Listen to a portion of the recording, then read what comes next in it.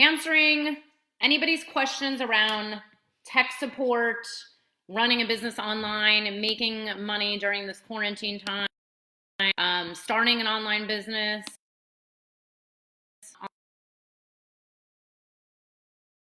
Online. So I'm going to go to Zoom first. Let's see.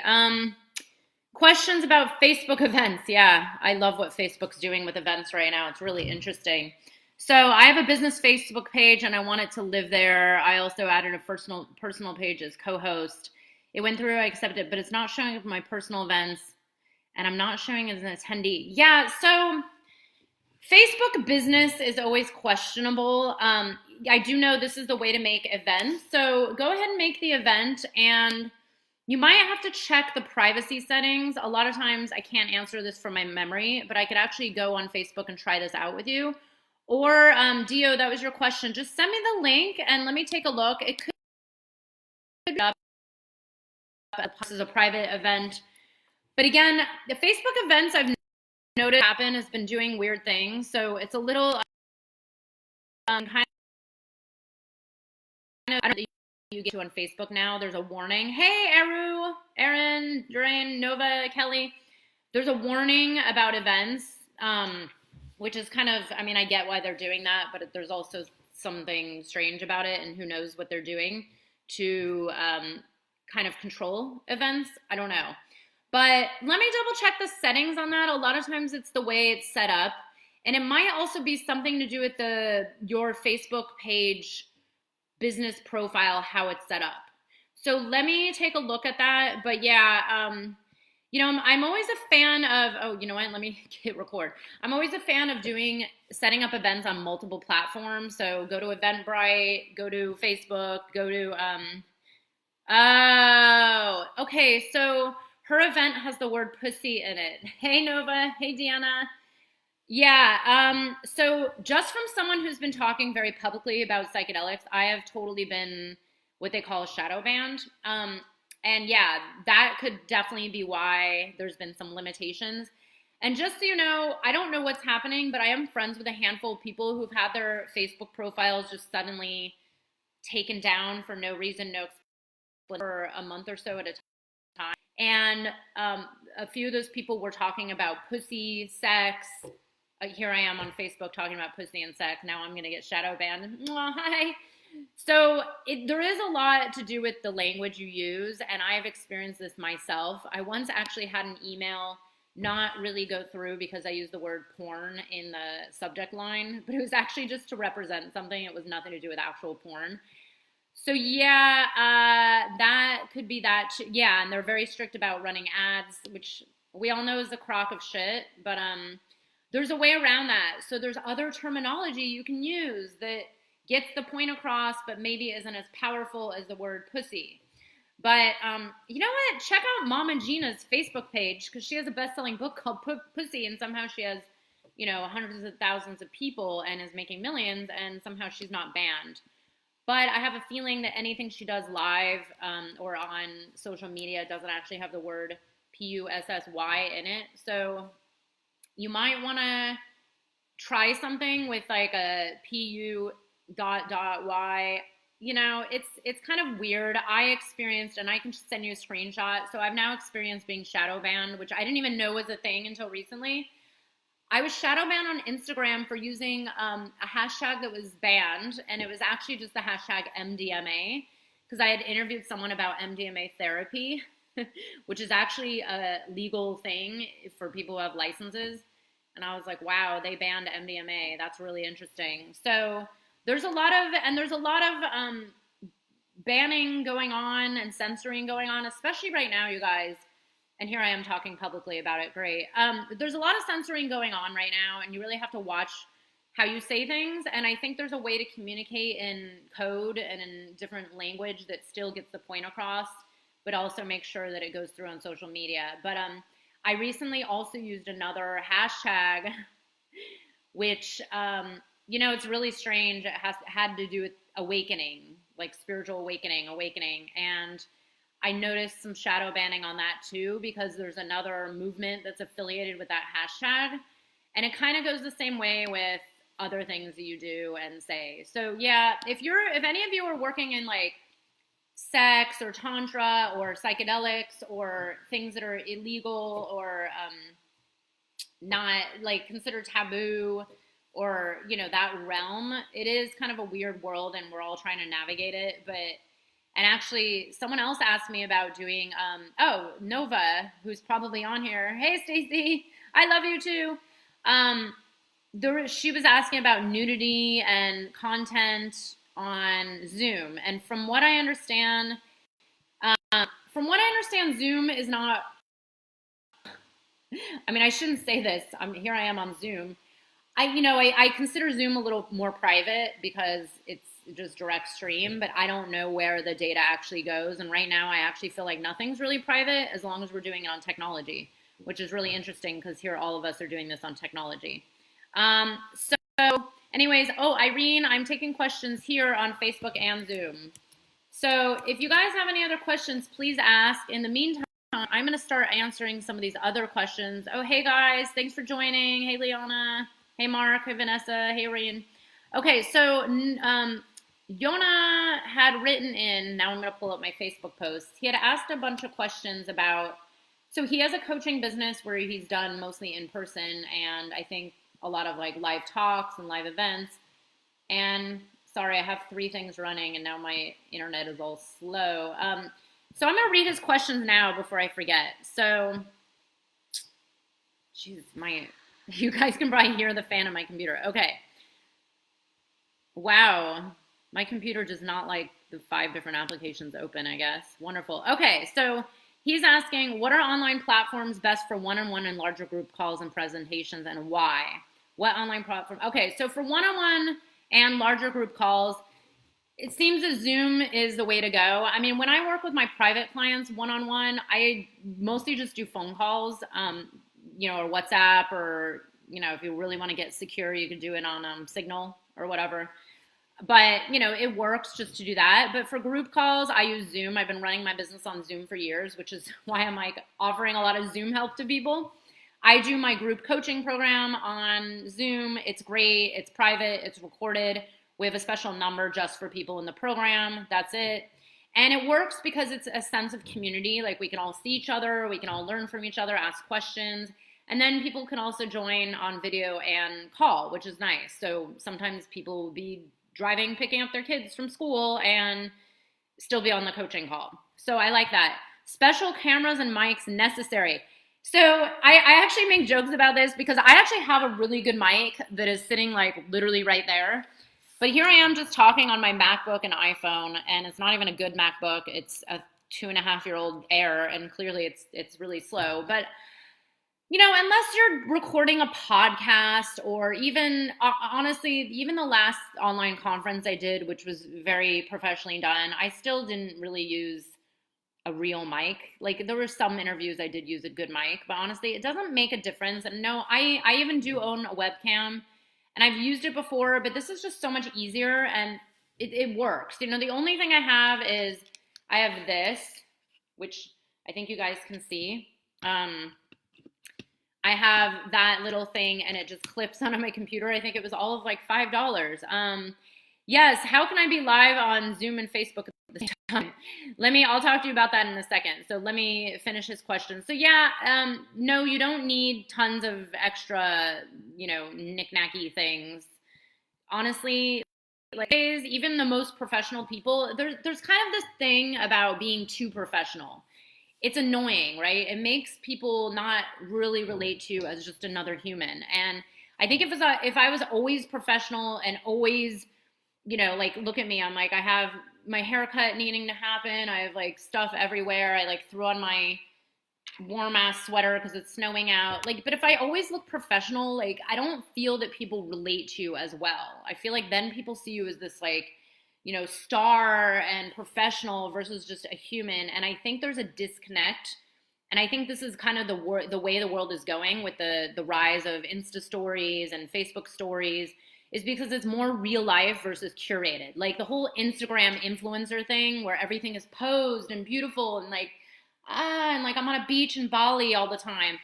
It's, while part of it's true, it's also people are very aware that that's not real every day. So people want real, real, real, real. Okay, so how do I monetize? How do I monetize? That's a huge question. So this is what I spend a year teaching my clients do in my group coaching program. So different ways to monetize as a coach. I always get my clients starting off with one-on-one clients. For me, I did one-on-one for many years and then launched a group when I really couldn't take any more one-on-ones. And now I have a combination of group program and one-on-one clients. I can tell you right now, building a group program, though, takes longer. It's not an instant thing because you do need to build an audience and be able to sell people into a group. So it depends on how your business is structured. Donation versus paid. So when it comes to this that we're doing now, like I could have charged all you money, but I'm not, right? And I know this is a thing that's come up. So I'm using yoga teachers as an example, or meditation, breath work, whatever you might do, like singing lessons. I just was told about someone doing online singing. So my favorite thing right now for the next 1 or 2 weeks is to do donation based. Right now I'm doing this for free because I'm okay. Like I'm selling into my group program right now, and that's like, it's either all or nothing. So for me, taking a little $20 donation is like, nah, I don't really need it. But for someone who's doing meditation, breath work, guided visualizations, yoga, like something that they would be doing one-on-one, like healing sessions, maybe it's a good time to try out, especially for those who are out of work right now, try something that's donation based. But, the hope is that people then will get a taste of your work and get to experience what it's like to work with you and then be able to pay you, right? Because things will turn around in one day. We don't know if it's in 2 weeks or 2 months or 2 years. Like we literally don't know. All I know is I have now survived 3 economic downturns in my lifetime, maybe 4, I don't remember. And somehow we're all still alive. So it kind of just depends on what you're feeling into. It also depends on where you are in your business, what kind of business you have, how to grow online business to make it sustainable. Again, that's something I teach over a whole year period with all my clients, because it's not just like a one of quick answer. Sarah, tell them about stories. So Sarah, by the way, if you need Instagram help, hire Sarah. She's the best. So to make a sustainable online business, that's what I've done. I've spent years doing it, and this is what I teach my clients to do in my mastermind program.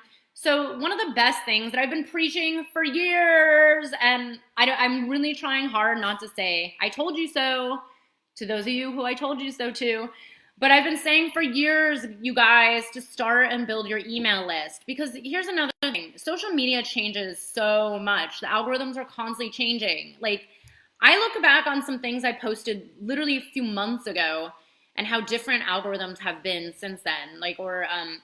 Just different engagement and the ways Instagram and Facebook have changed over the years. And it's only changing more and more and more. And essentially, a lot of these social media platforms are moving towards only showing your content for paid, like paid advertising. And not to mean like only, but you better get really good if you're only going to depend on social media.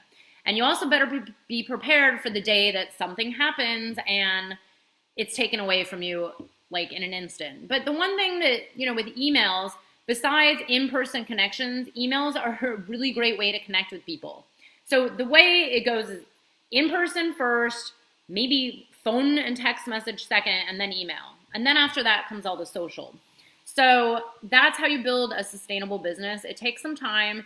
This is what I teach in my mastermind program. It's literally a step-by-step process, and it's not something that's just overnight, but it does need to be done. And I've always taught this mix of doing in-person events, workshops, whatever it is, networking, as well as online, because I don't really believe in having your eggs in just one basket, and I never did. And right now, what we're in is really showing this so much of the truth. And I actually find it really funny how many email lists I all of a sudden being like, wow, that person just added me to their list. Or I don't know about you guys, I've been invited to probably like 18 Facebook groups in the last 24 hours. I've been invited to like every single Facebook page there is. I mean, I've had 2 Facebook groups for years, and again, groups, they can be great, they can be annoying, they can work, they can not work, it all depends. But It's just funny because we're really witnessing a lot of scrambling right now. And this is something I've been talking about for years, is getting this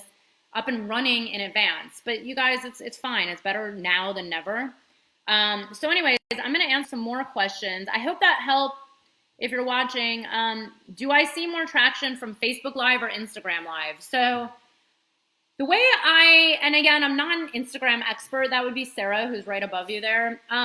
So the way I see it, and this is what I talk to my clients about, especially when you're newer, when you're building a new business, you want to go where your people are. So if you have a huge following already built on Instagram and that's where your niche is hanging out, then go do Instagram. If you already have, twice or 3 or 4 times as many Facebook friends as Instagram followers, then of course stick to Facebook. The one thing with Facebook too is, there's a lot more ways to have clickable content, clickable links. Instagram definitely has some limitations, but I personally get more traction off Facebook Lives and Instagram Lives, but not to say I haven't had some traction on Instagram. I just happen to have more of my ideal audience is on Facebook Live and they're hanging out on there. It doesn't mean that I don't do Instagram. It just means I'm a little more towards Facebook than Instagram. But who knows? Those things might change. It also depends on how you grow, what kind of business you have, who your niche is.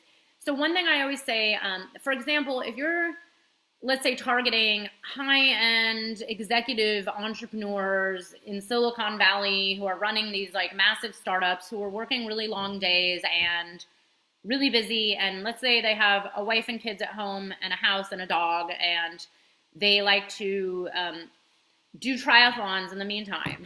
Like, do you think that they're hanging out on Instagram looking through stories for hours and hours a day? I don't know. We don't know. Like, you have to kind of see where your ideal audience is hanging out. So for me, talking about something like mixing sacred plant medicine work with business and purpose, when I started talking more about the plant medicine work, then I started seeing a little more traction on Instagram, because there's definitely a lot of that on Instagram. But it doesn't mean that they're not here on Facebook. Like, I have a whole Facebook group about business and psychedelics and sacred medicine. So you kind of have to see it that way. But to be honest, one of the best things you can do is just start to build your actual email list, and actually build your language and your marketing messaging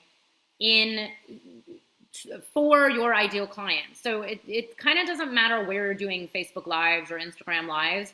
There's actually a lot easier ways to start building the business and getting clients than either one of those. So as you know, this is not the first thing I teach in my business coaching program, because there's easier, more effective ways to get clients right away, and it does not involve Facebook or Instagram Lives. I see these lives as kind of like extras. Like, they're fun to do, they're easy to do, they're free, they take no time. But I don't teach that as the number one strategy to build a business, because I don't believe that it is. And I know there's some coaches out there who are saying, oh, just do a Facebook Live every single day at the same time. But you know what? That is putting all your eggs into one basket, and I don't believe in that. And as soon as they shift the algorithms once again, which they shift constantly, you have to remember these algorithm changes are not once a year or every 2 years. They're literally weekly.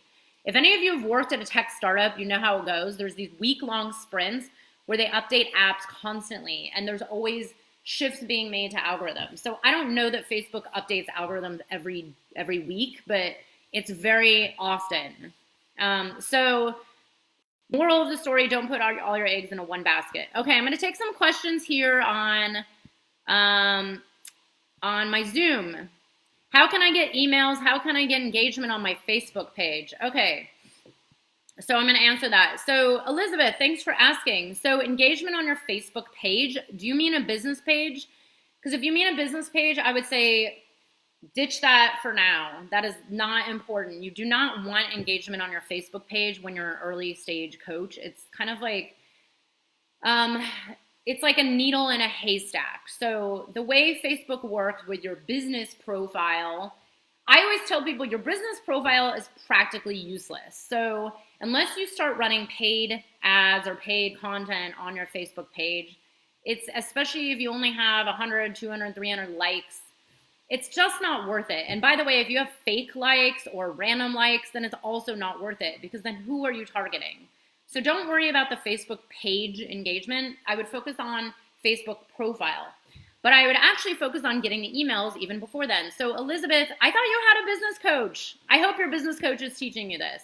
So one of the best ways to get emails, there's many ways, right? So can't hear anything but you. Oh, thanks for speaking to my questions. I'm just making sure I'm answering everybody. Okay, so there's different strategies around growing an email list. So I teach this in my mastermind. There are many different ways, but one of the easiest ways is, I love you too. Thanks, Megan. Feel free to ask me any questions. So Elizabeth, do you have a freebie opt-in? You asked if we can hear your fan. Oh, yes, my fan is really loud. It's probably because it's really warm in here now that I have a fire going. So Elizabeth, do you have an opt-in for people to download something for free? So you do. Okay, great. How is that working? Because that should be getting you lots of emails. And there's much more you can do with it. So one thing I teach in my program is how to create an opt-in based on what your ideal client actually wants and needs. So okay, if it has crickets, then you have to go back to the root cause of the problem, which is probably that you're not speaking to your ideal audience. So you might be saying one thing and pointing it towards someone else, and it doesn't connect in the middle. So let's say your ideal audience is single women over 40 who want to meet the man of their dreams, but then your language doesn't speak to what their pains are and what their desires really are. And a lot of times, the language that people will use in their opt-ins or in their websites or even in their, Facebook posts, there's a missing connect between the benefits of what you offer and what it is that they want. So this is a process I teach in my mastermind program. It's not an overnight thing. It's actually the very first thing I teach, one of the first things I teach. But you really have to understand the benefits of what you offer, including the benefits of why someone should click on something and take it for free. Elizabeth, if you want, post it in my Facebook Live or here on Zoom. I'm happy to take a look at your opt-in, maybe give some feedback. But it also could be, where's your opt-in being promoted? Like mine, I actually have a couple opt-ins and they're all over the internet. I don't even know, hey guys, I don't even know where people come from anymore. I don't have time to look at all the analytics, but I get opt-in emails pretty much at least daily, like at least multiple a day. So make sure that your opt-in is available everywhere. Like if you go to my Facebook profile and my Instagram, I have at least 2 opt-ins located there. It's at the bottom of every single email I send. It's at the, multiple times I do other things like these, this one's not really opt-in, but I do webinars where people opt in. I have my opt-in probably all over like LinkedIn and other places on the internet. I have it in, I think every single web page on my website has my opt-in or has at least 2. It's probably a little overkill. But there's also ways you can share your opt-in with your community, with your network on a regular basis, which a lot of people miss out on. Like I'll admit, I even miss out on that. Like, do you guys know that I offer a free training to grow your business, and it's out there on the internet? You can sign up for it right now. I'll put the link here. So that right there is a call to action. And even then, it's like I haven't really been very proactively promoting it because it's just, I don't know, I've been doing webinars and stuff instead. But essentially, that could be a lot of it too, but send it to me. A lot of times it's just some minor tweaks. It could also just be the opt-in itself is, I don't know, maybe it's not enticing, or maybe it's just something that people already have or don't really need, or maybe it doesn't resonate, whatever it is. But let me take a look at it. It could also, a lot of times there's actual technical errors in the way the opt-in is set up. So double check that. Double check that it's, it's pretty lame. Well, if you think it's lame, then of course other people will think it's lame. So that's another thing. You have to love your opt-in. So I have an old opt-in, which is kind of like phasing out. And I have a newer one, which I love. And it's pretty much the same. It's an opt-in that's very similar to a lot of the live workshops I do. And it's kind of similar to this. It's actually, no, it's different. But essentially, yeah, if you don't like your opt-in, go create a new one. But there's actually something you should do before then that goes deeper to really understand who exactly you're trying to draw in as clients, because it's not about targeting everyone on the planet who's single to work with me as a love coach. It's about hyper focusing down to exactly who it is you want to work with.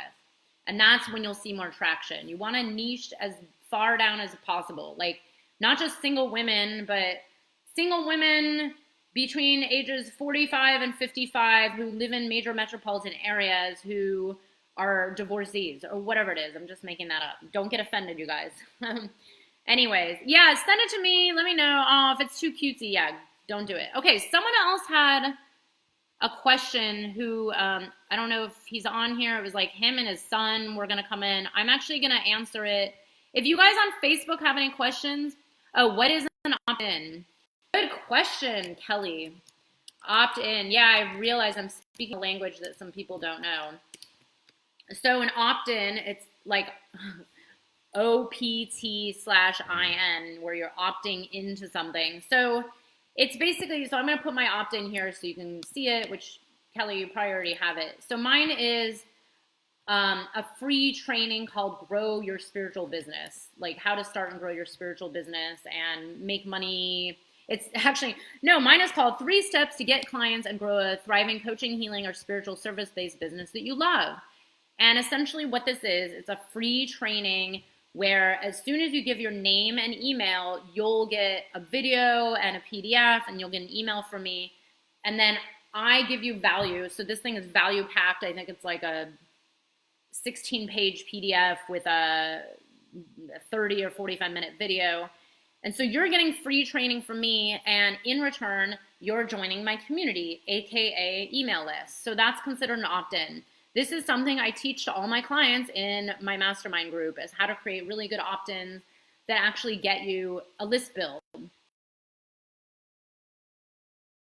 So it could be, you know, a meditation or a free yoga practice, or I love, you know, 10 steps to blah, blah, blah, blah, blah, or like free guides. It doesn't, yeah, lead magnet is the same name, Nova. Yes, definitely.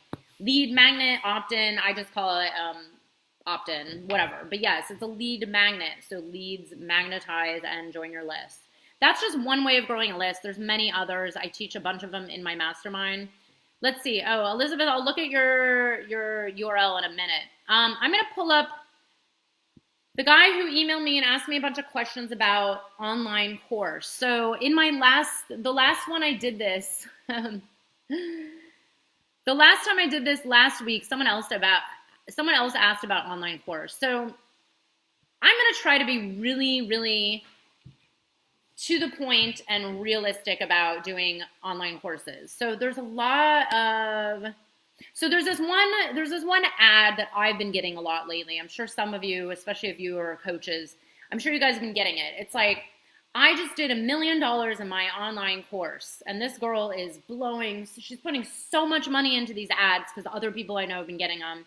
And I'm sure she's spending 6 figures a year in Facebook ads and Instagram ads so that I click on her thing and buy her online course.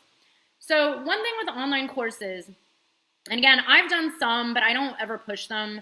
I offer something different that's a little more targeted, and it's a higher price point, and it's more live, but it's not like passive income, but it's just easier. So the thing with online courses here, I'm going to read his email. Let me see if I can find it. So it's Terry. Terry had an email about, hold on. Oh my gosh, so many emails back and forth. So you guys, I emailed my list and invited all of them to join in this. And he said, great, my wife and son will join me on this call. Is that okay? Yes.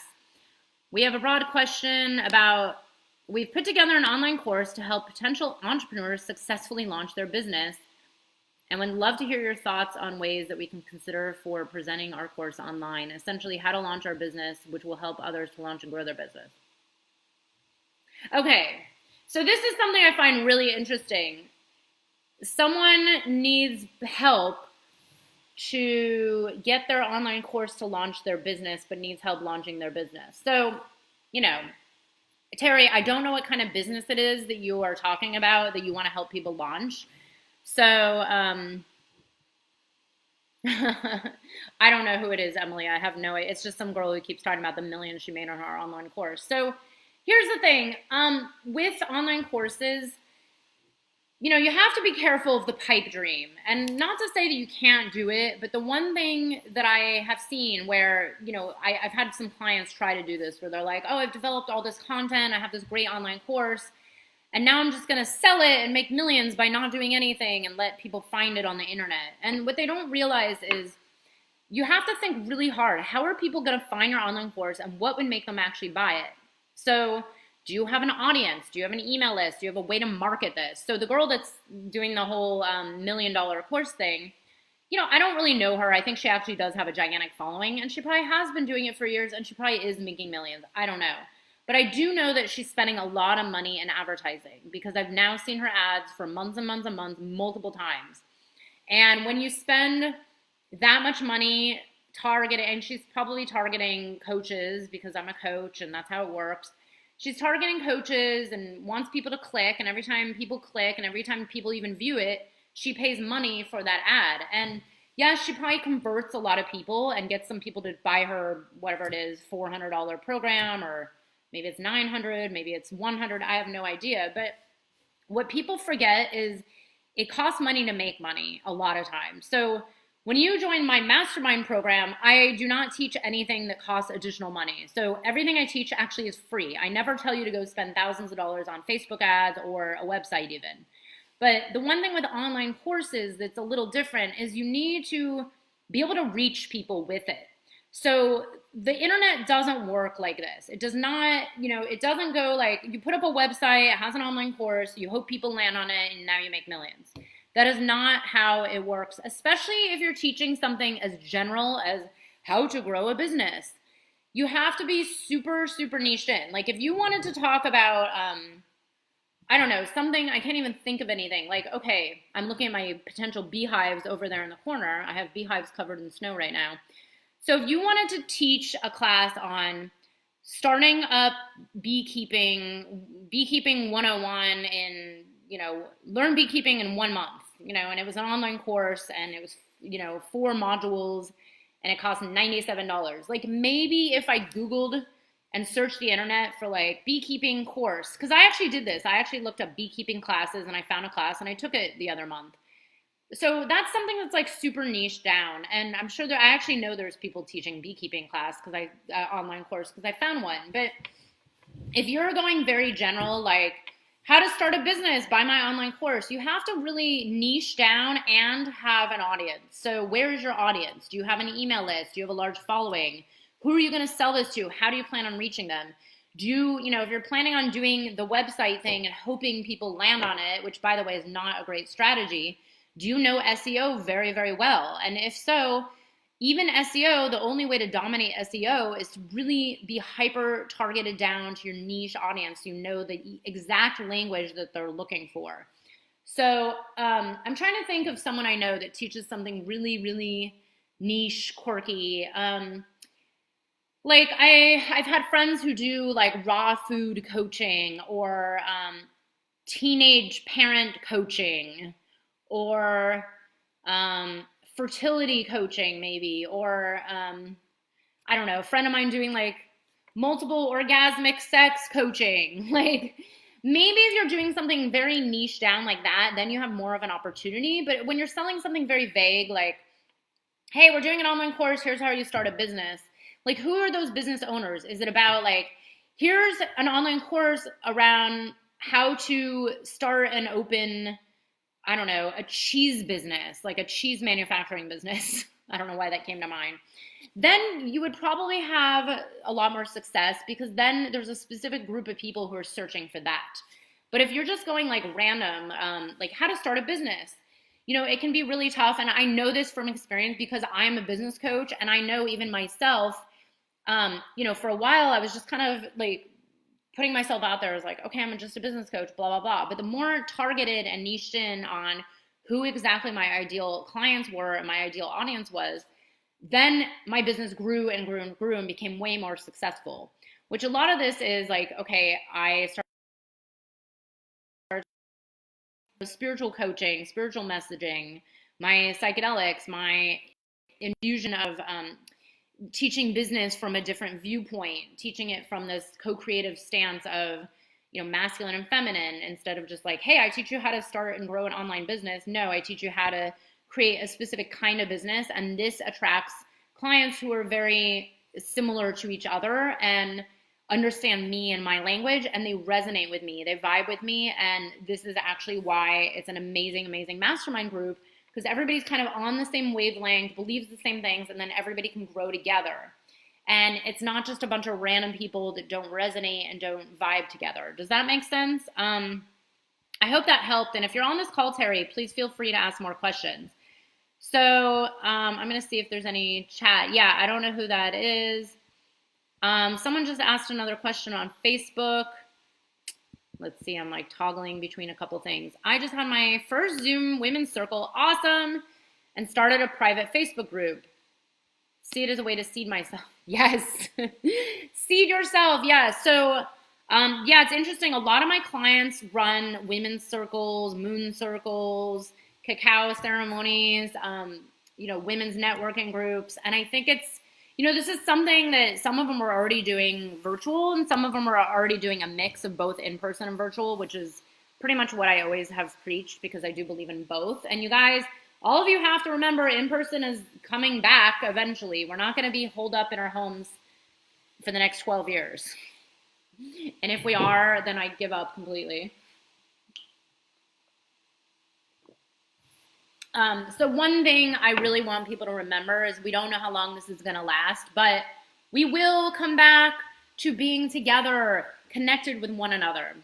So I actually think this is a great opportunity for everybody who's watching and listening to this to do both, to right now shift to online, but also start strategizing in person, because in person's going to be back. And also, really use this opportunity to feel into what it is that you want. Like, what is it that you want to do from now forward? What does your life look like? What is this woken up in you? I actually wrote about this to my email list last night. Is this actual, so I see this as kind of an initiation, just like many things in life. There's kind of like a dark night of the soul. And what we're going through right now with this craziness of coronavirus and people freaking out and it being really scary and us wavering between, someone just wrote me today saying, I go from anxiety to surrender. I'm like, yep, sounds like me. Of course, like I'm human. Of course I'm going back and forth. But, a lot of my clients come to me at this place where things aren't working in their life. Like, they don't like their job. Their business is misaligned. Maybe they're not making enough money. Maybe they were coasting by, but things weren't really growing. Maybe they were just making the bare minimum, but they really want to get their work out there to more people. Maybe they were a healer and they were undercharging, or, whatever it is. Or maybe they knew they wanted to start putting themselves out there as a healer, but felt afraid to, or didn't know how to begin. And then it's like this dark night of the soul. And a lot of my clients come to me after something like this happens with their job or their life or their health or this. And what happens is something wakes up in you and starts to question everything. Like, what are we doing right now? What am I doing right now? What is this all about? What do I want next? Because, and especially now, it's like, what is anyone afraid of? Like, we have nothing to lose right now because we're all sitting at home. Everybody's lives have been completely affected. And I believe this is a huge wake up call to a lot of people, not about just going online, but about waking up to what kind of work do you want to be doing? What kind of life do you want? What do you want from now forward? What kind of world are we all going to live in? So use this as an opportunity to finally do that thing that you've been wanting to do. Like, goddess friend of mine who I love dearly has been talking about writing. She's such a gifted writer and she's been talking about this for years. I'm like, yeah, go do it. Like, you know what? Like, I was on a call last night where two women mentioned writing that book that's been hanging out inside of them. And I'm like, oh yes, write that book. Like, we have the time. We don't have that excuse anymore. And yes, I get that everybody's still working and maybe things, like getting their stuff in order, but why not just start? And by the way, I do have book writing hacks too, if anyone needs any of those. I have not written a book, but I have written a chapter of a best-selling book. Bella, yes, book a call with me. Bella, what is it that you do again? I think I follow you on Instagram. I think you're a spiritual coach. And, here's one thing for those of you who are watching, because right now no one's asking any more questions. Please ask questions if you have any. For anybody that is out there teaching anything around spirituality, life coach, guidance, support, empowerment, calming anxiety, calming fears, getting into your body, calming your nervous system, somatic work. One of my clients just booked a client last week in the middle of this coronavirus stuff, and she does somatic work. And it's like, you guys, just because life has stopped for a lot of people, it doesn't mean life has stopped for everybody. Like, I'm still out here working. My clients are still out there putting themselves out there. Clients are still out there working with clients. And we all have to remember that we don't know how long this is going to last, but it is still temporary. Because again, not to be doomsday, but if it's not temporary, the whole entire face of humanity is wiped out anyway. So you can look at it two different ways, right? You can be like, doomsday, I'm going to do nothing and freak out and just keep freaking out. Or you can actually, transmute this energy and put it into something worthwhile. Like, if you're spiritual and you have something to say about this, start speaking about it, start helping people. If you're new to coaching or you're new to anything, like you want to start putting yourself out there, just start by putting it out for donations or, for free, or at least like building your audience while you do something like this. Start doing something, but, sitting back and watching and hoping and waiting some more and waiting some more and waiting some more is just not worth it, especially now. I just saw a question that I forgot about. Kelly, what is my favorite way to have them pay, Venmo or Square? Okay, so it depends on what you're talking about. So for business, I don't take either one of those. I actually have everything automated through a payment processor. But if you're talking about something like, I think Kelly's referring to doing donation-based like online classes or donation-based yoga. I know Kelly teaches yoga, or meditation or somatic work. For now, I actually, who was the one? I used someone as an example the other day. Oh, David Wilcock. I was like, he has 3 different ways. Oh, no, it wasn't him. It was Trevor East Forest, had 3 different ways of paying. Venmo, PayPal, or there's another app that I've not used. I think it's the Chase Direct Payment app, Cash Now or something. So there's a whole bunch of cash ways of taking payments. But honestly, it's easy on you and them. Like, most people have Venmo or PayPal. So yes, might as well just take Venmo, PayPal, or, whatever. Like, make it easy. If it's someone you know personally and they don't do either one of those, which, I don't know, to me, most people are on Venmo, PayPal now. Tell them, hey, next time I see you in a month from now or whenever it is, just give me some cash, whatever. Let's see. After listening to your live post on Sunday, I started a Zoom meeting where I lead a meditation for a women's group I started in California. Oh, it's so beautiful. Tonight, I'm leading a fitness boot camp in the park for a minimal fee. That's awesome. Practice getting myself out there, building my confidence. So, Kelly, your fitness boot camp in the park, that's great, but just make sure everybody stays away from each other. Because I don't know what it's like in Florida, but I know where I live. I went hiking on Saturday and I saw some people a little too close to each other.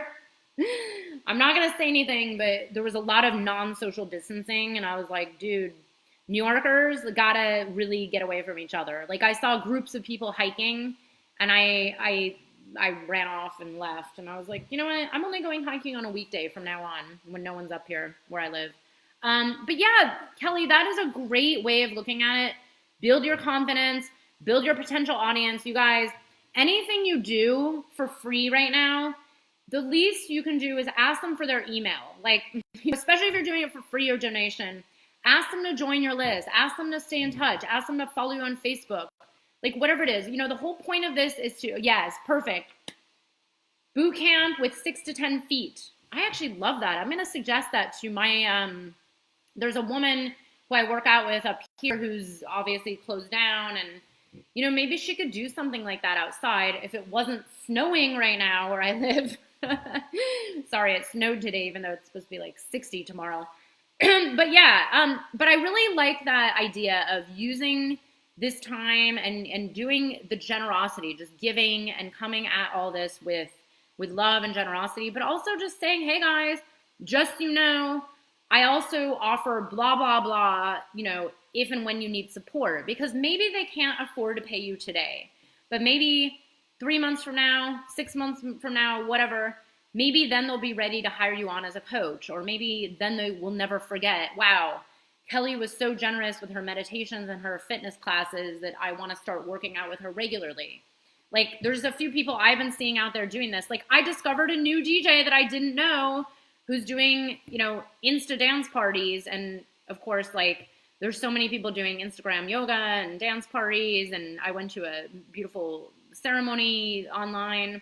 There's so much interesting stuff. And this is also the way that people will never forget you. Let's see. Someone, best platform or program to manage your email list. Okay. Someone asked me that last time. I have such a hard time answering that because I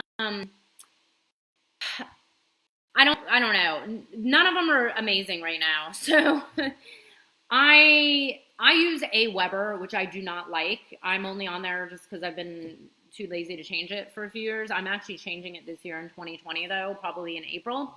I've heard mixed things about MailChimp, and their delivery has been a little bit off. They used to be the easiest to use. They're also, free if you have under 2,000 people or whatever it is, 2,500. But I think their deliverability is questionable because of just the popularity. I know people are using like Activate Host or what was the other one? There's like Katra. Oh my God, I'm blanking out on the one that a lot of my friends have been using that I think I might switch to myself. You know what? I think the best way is to kind of ask around, because here's the thing. Everybody has an opinion on the best platform to use. Some people like one over another, but you also have to think about what kind of business they have, how much are they doing email marketing. Like for me, Aweber is fine. There's a lot of segmentation features that I don't like, that I would like, that I think they could do better at. It's not the most advanced system, but it just does the job. But I also send out very simple emails. I just talk and share myself. I don't send like 10,000 photos. I'm not doing e-commerce. That's another thing. If you're doing e-commerce only, there's different platforms for that work actually a little bit better. So it depends on what you want. There's no one hard answer. I do know there's more popularity contests. I would just Google the hell out of it and just remember that everything you're Googling and clicking on, especially the first 3 pages or so, they're all probably affiliate links, meaning people get money every time you click and then join. So they might be a little biased. So sometimes, if you guys don't know about affiliate marketing, sometimes I'll skip to like page 5, 6, 7, 8, 10 just to read unbiased views because, and even then they're probably affiliates too. And I get it. Like, there's nothing wrong with affiliates, but just know that when you read about different email options, then a lot of them might be affiliates. So is it contact? Oh, are you talking about constant contact? Yeah, I wouldn't recommend constant contact, but if you already have it set up, then like that works. I don't know. I mean, honestly, there's no one perfect email platform because if so, everybody would be on it. I know some people I would love to hear if anybody uses certain email service providers and you love them, please type it in. I would love to know because I'm actually in the market for a new one myself. So let's see. Emily's asking, I contacted 2 of the art association asking what their audience would like to see in terms of a workshop ranging from a variety of topics such as building an email list or writing blog posts. What other types of events do you suggest for my art-based business? So Emily is doing social media for artists and gallery owners and similar. And yes, you can start doing workshops in person or online. I would still plan on doing in-person workshops, you guys. Just maybe plan for later on in the year, maybe in the summer or the fall or whatever. But remember, every time you have an in-person workshop, it can be an online workshop. It's the same thing. Same structure, same everything, except online versus in person. So Emily, it kind of depends on, for what you're asking, I would say you have to really know exactly what their audience needs and wants. So who is their audience exactly? Artists? Okay, what do artists want? What do they want when it comes to their business? They want more money, they want more art sales, they want more fame and notoriety and want to be out there. This is part of doing research and asking them questions. Like, what is it that they struggle with the most? So, maybe they don't even know the point having an email list. Maybe they have never written a blog post. Hey, Tom. Maybe they don't even understand what the point of social media is. So you really have to communicate with them and figure out, like, where is it that they struggle? Like, maybe it's that they don't have time for social media, or they don't even understand it. So if they don't even understand the point of it, thanks, Tom. If they don't understand the point of social, then maybe you need to have a class that's like Social Media 101. Why you need to be on social media as an artist. Like, maybe it's literally the most basic class, like social media for artists. Learn the very basics to start and grow your social media presence as an artist. I mean, personally, I have found many artists on social media. I think Instagram is a huge platform for artists. And to me, artists need to be on Instagram right now. And if they're not, they're really missing out, because there's a lot of opportunity for artists to be found, discovered, and to have, like collaborations, to be picked up by others, to be purchased.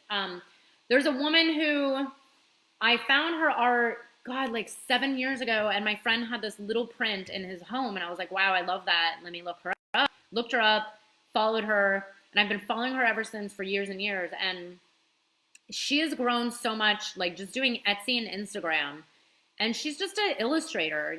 I don't even think she's considered a fine artist. She's an illustrator, just doing these really great illustrations. But she ended up doing, collaborations with, like big stores, and doing illustrations for, companies. And there's always opportunity when their art is exposed. So you want to really get down to the basics of your ideal clients' pains and struggles. Like, what is it that they need the most? Like, right now, I mean, I'm speaking to pretty much everyone right now, but right now, a lot of people are struggling with how to go online, how to deal with Zoom.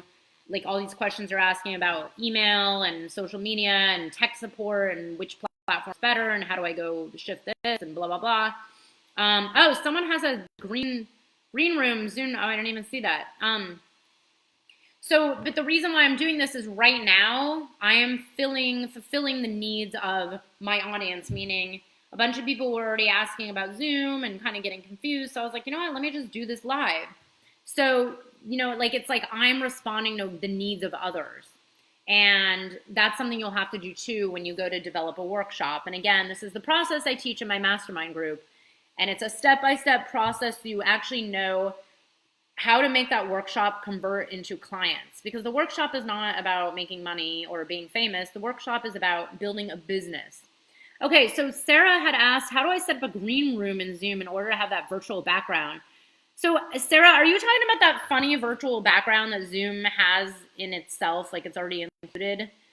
So the way that works, and I don't know if this is a pro-only account, there's a thing in Zoom on the lower, I'm only on my Zoom desktop, by the way, when I'm saying this, on the lower left-hand side by the stop video button, if you click on that arrow next to it, there's a thing called choose virtual background, where you can change around your background. And honestly, I think it might just eat up bandwidth. It's kind of cute. It's been funny to use on some calls, but I don't really see the point of it. I'm just sitting here with my boring white background because I still haven't gotten decor up in my new home. But it works. Sometimes I'll just go and like sit in front of a window that has a nice background, or sit on my couch and like whatever. These days, your background doesn't quite matter unless you're trying to do something super fancy and professional.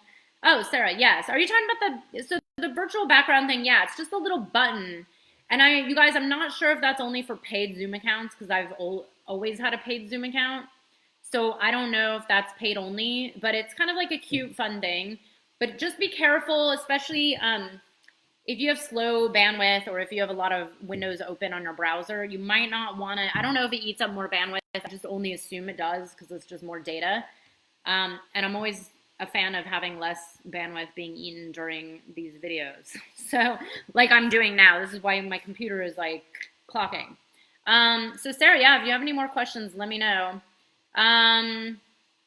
Let's see. I think we're running into an hour or something. Let's see. Someone wrote me, oh, I'm doing well. Business is still not off the ground yet. Renee, oh no. I'm working on creating a membership site. Ooh, and having some other programs lined up for later. Right now is such a rough time though. Yes, I know right now is a rough time, but what else is going on? Like, I don't know if you're working or not working, but to me right now, like, what is a better time to start your business other than now? You guys, a membership site, I have very mixed feelings about membership sites. I haven't really seen one that's like doing really, really amazing. It's not just for the paid, but it said I need a green room before it will go. What? That's not true. I've done the virtual background sitting on my couch. That's really strange. So Zoom support, which by the way is running really slow right now, as you can imagine, the poor guys. That's very odd. I don't think that's true, but again, I think you can just set up a green room with a virtual, like a background that you order. I think. I don't know. I have a friend that does those green screen things, and he would probably know.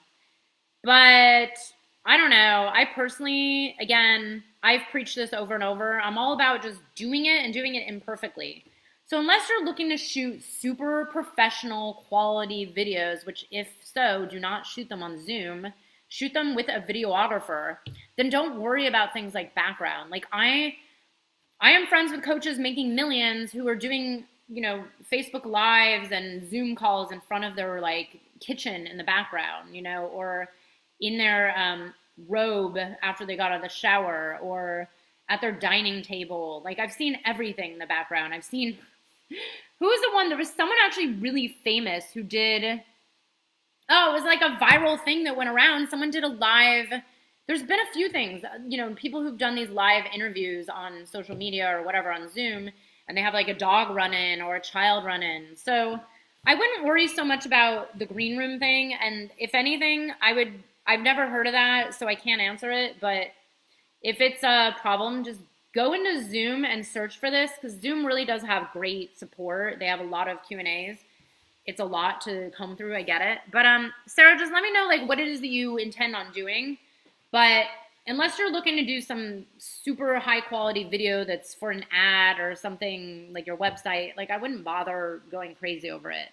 I said at the beginning of this call, I actually believe, I don't know if this is a fact, but I believe these days there's a lot to be said for having real life connection, meaning just being you, being who you are, being in your home, not being perfect. Like the only thing I did for this is I put on like a tiny bit of lipstick, very little. I made sure my hair was like kind of washed, barely. And I put on a sweater because I was cold before, but that's pretty much, and I put this on because I thought it was nice. Plus she's my friend who made this.